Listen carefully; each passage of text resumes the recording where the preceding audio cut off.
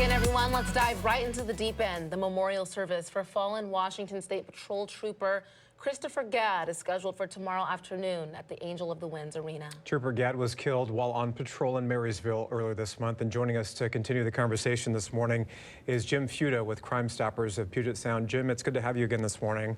Thanks for having me, you guys. So you organized and commanded King County's Honor Guard for 15 years. I'm wondering if you can share more about the type of planning process that goes into these types of memorial services for fallen officers.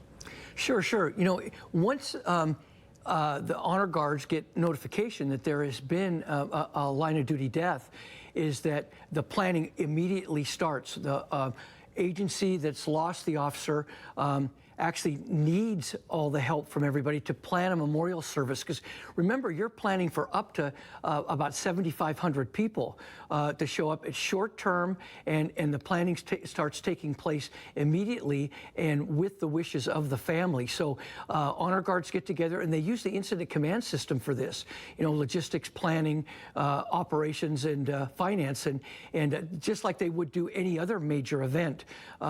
So then we start looking for a venue that can hold that many people. They start looking about whether it's going to be a memorial service or whether it's going to be an actual funeral with a burial. So there's a lot of pre-planning that goes into rendering honors to an officer that's killed in the line of duty. There's been a lot of community support around this. I know a lot of people might show up tomorrow. What does the day of the memorial service look like for participating agencies, and how do they ensure the safety of those in attendance? Yeah, well, remember now, the agency that has lost the officer is that we try to make sure that every one of those officers go to that service that wants to go. And then what that means is there's still calls for service and public safety that comes about, so other agencies will backfill for that department to handle calls for service during that day of the funeral. So that starts taking place ahead of time and through the next day, so to keep the community safe as well. So think about people calling in for service that's not going to the memorial service.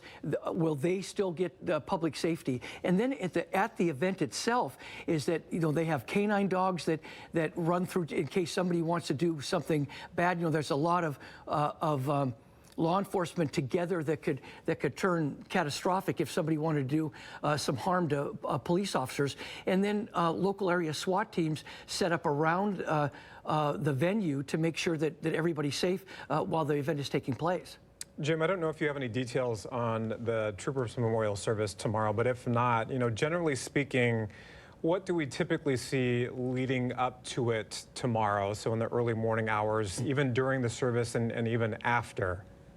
Yeah, you'll see that there'll be a procession, and I think they're meeting in Tulalip to head up to Everett, where there'll be a motorcade that goes up to the actual event site, and then you'll have the riderless horse, that all the symbolic stuff that goes along with rendering honors of a fallen hero.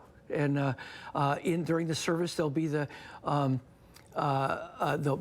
bagpipes will come in. They'll have the 21-gun salute, and that's something too that a lot of families, if it's a homicide, that they don't want the 21-gun salute, but so instead they replace that honors with the 21 bells that has actually been instigated by mostly fire departments. Did that in the beginning, and then there'll be the taps playing, and then it decide if there's going to be a burial.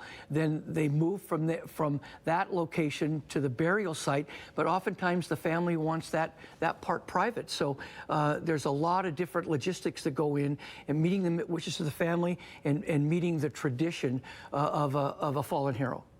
Thank you so much, Jim, for breaking down all the different traditions with us. And yeah, our heart's still going out to that trooper's family. Thank you. Sure. Thank you, guys.